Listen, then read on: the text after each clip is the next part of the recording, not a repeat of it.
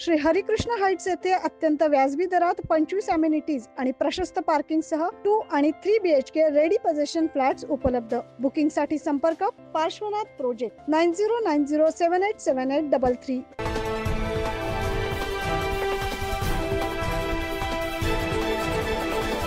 नाशिक शहरासह जिल्हाभरात चोरीच्या घटनांमध्ये सातत्यानं वाढ होत असल्याचं पाहायला मिळत आहे। सुरगाणा तालुक्यातील बारे गावात एका घराच्या पाठीमागील दरवाजा उघडून कपाटातील लाखोंचा ऐवज लंपास केल्याची घटना मागील 15 दिवसांपूर्वी घडली होती। या प्रकरणी बारे पोलीस ठाण्यात गुन्हा दाखल करण्यात आला होता। त्यानुसार तपास करत असताना सदर गुन्ह्यातील संशयित आरोपी हा नाशिक शहरातील असल्याची माहिती पोलिसांना मिळाली। मिळालेल्या माहितीच्या आधारे स्थानिक गुन्हे शाखेच्या पथकानं सापळा रचून एका संशयितास ताब्यात घेतलं। अंकुश दाभाडे असं पोलिसांनी ताब्यात घेतलेल्या संशयिताचं नाव आहे। पोलिसांनी त्याची कसून चौकशी केली असता त्याच्याकडून तब्बल 7 लाख रुपयांचा मुद्देमाल हस्तगत करण्यात आला। तसेच सदर घरफोडीचा गुन्हा केल्याची कबुली दिली आहे।